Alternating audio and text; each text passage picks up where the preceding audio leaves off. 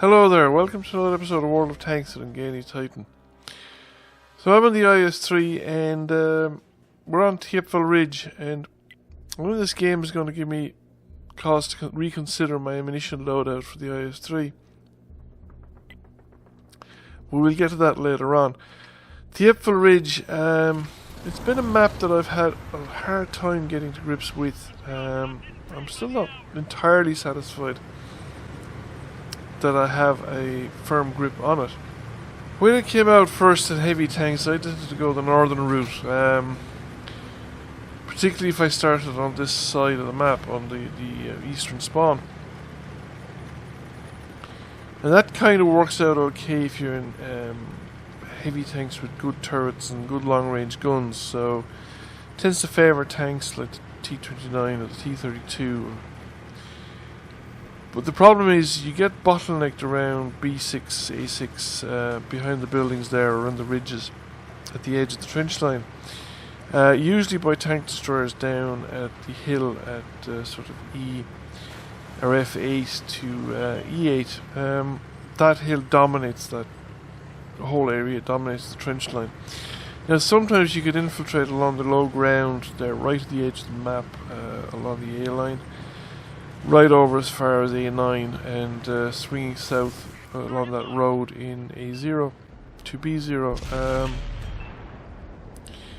But even there you can get pinned down, and the big problem is if you get pinned down, there's two problems with it. One is that you're listed as a couple of tanks together.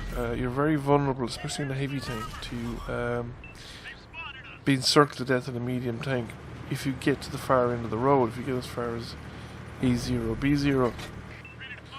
Also, if you're pinned down, you're very vulnerable to artillery. So then I started trying this side of the map, and this side of the map, more and more of the teams tend to come this side of the map. But they tend to cluster around where the medium tank there in our case is facing off the enemy medium tank, along that road, along the H line, between H3 and H6. And that road's a bit of a death trap. Somebody will win, but it's very hard to make sure that you're one of the ones that will win. And it's doubly so in a game where there's artillery, because again it's completely open to artillery. However, I find if you can get out to this position, or the positions behind me where the tanks are coming up behind me, or from the other side back around where the houses are, and if you beat the enemy team at the other location, then you've unlocked this position. That STA-1 is stopping me from coming around the corner and onto the flanks of the people in the road behind me and to my left. Now, of course, there may be other people behind him that are also stopping me from doing it, like that AT-15 that I didn't spot until I pulled that bit further out. Or perhaps he fired. I just didn't notice. So we put a solid hit into him. Now there's some reinforcements coming up along this side, but I'm being joined by more tanks as well. And we have a heavy tank now to my south, although he's just been taken out. And the AT-15 managed to put a shot into him, and I actually missed the return shot. Now I think the STA-1 has been taken out as well. That was a high explosive hit from the OHO there, and it was painful enough. But however, I think we're going to win this fight, because there's three of us here, and we're facing them. So we're getting the maximum benefit from both terrain and our armour. Whereas the VK-4502A and the OHO are coming out sideways on to shoot at us. So they're not guaranteed a penetration. And there's three of us. They're not focused firing either. Whereas we are much more likely to get penetrations on them. And in fact, the OHO has been set on fire, which has gotten me a nice few damaging ribbons.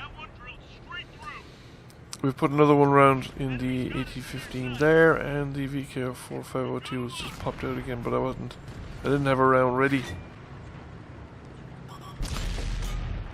I think that one was just fired a little too hurriedly and I just hit the side of the building. Now I need to keep an eye on the situation behind me as well. There's a medium tank pushing out. Now he does have opposition. If he comes out too far, he will be in an inflating fire. There's going to be a heavy tank and a medium tank to the north of him, as well as the three of us down here. But we need to take that Oho if we can, because if a number of tanks pushed out there, it would be far more difficult. But they are finding it difficult to get out simply because that is an awkward spot to actually push out from. They're lucky in the moment, and there's no tank destroyers on the spawn point or just immediately to the south of it. Can also interfere in a fight at that crossroad. However, we've managed to take out the Oho just in time because the enemy have actually started to push around the corner onto the road. So we have a Tiger 131 that's pushed out. He is fired, so I should be able to get a return shot in. He still manages to get a return shot in before I actually finish my shot. And he still manages to wipe out the tank destroyer. However, while he's reloading his gun, I should be able to take him out. And we do so. So that is this position cleared. We're only barely ahead on tanks though, and the enemy have actually got into a pretty advanced position on the northern side of the map. So with the AT-15 and an M4 A3E2, now I've fluffed the shot there. I fire from the side rather than the front of the tank, and he actually pivoted the tank towards me, so that the side armour went away from where the shot was heading for. So that thing just whizzed past the side of that tank. Now here we're going to see what I mean about this particular corridor being an awkward corridor. If I go in on the Panther, I'm going to get shot up by the Sherman. And I'm low enough in hit points, and the AT-15, and I'm low enough in hit points that I don't really want to risk it. And I've actually taken a hit there, I think, from the AT-15. So I'm going to pull back, and I'm going to leave the T-43 there, and I'm going to see if I can get a better position.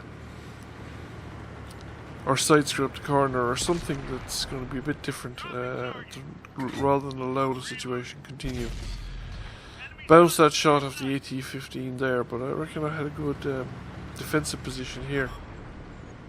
However, I'm very worried about that AT-15 because it's got a really good gun. So I'm going to pull out of the current location and see if I can get a better angle on the situation by just pulling out a little bit.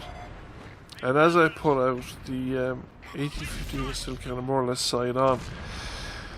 Now I get this one wrong. I start driving immediately. Now the AT-15 anticipated my move and was facing me, but I should have waited until I had the reload complete before making the push out. Then at least I'd have gotten the earlier shot, and I might have gotten the shot off before the AT-15 could put one into me, so I'd have more than whatever it is, 84 hit points or whatever it is that I have left. The other unfortunate thing, and this is what I said earlier on, is I'm now down to high explosives. Now I started carrying 6 rounds of high explosives on this on the basis that it's a tier 8 tank.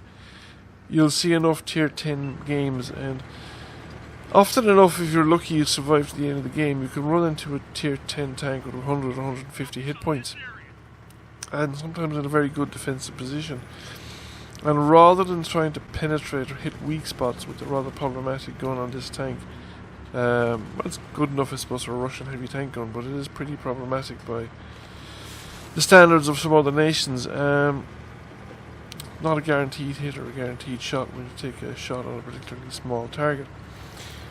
So in those circumstances, switching to high explosives and just blasting them, any shot you get, 2 or 3 of them will take him out of the game, maybe 4, and you have the game, and it's worth it rather than spending valuable AP or APCR ammunition. However, now that I'm out of AP and APCR ammunition, having 6 rounds of high explosives is kind of useless, because I'm not going to do enough damage to actually finish these tanks. They have too many hit points remaining,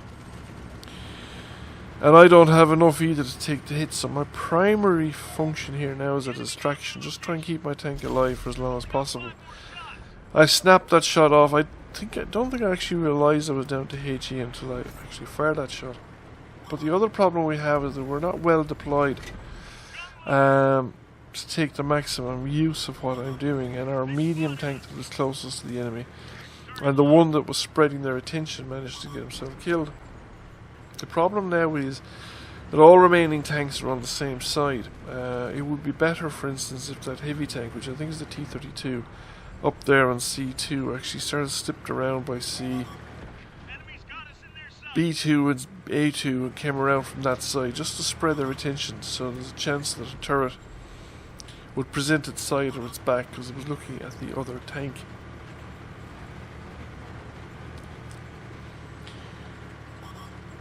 And as time progresses, the situation is looking worse because it looks like our team isn't up for the fight. Now, I'm not too sure. I don't really want to look around and see how many hit points people have. But I suspect that not many people left have many in the line of hit points. Now, I know that medium tank to my left is actually a Sherman.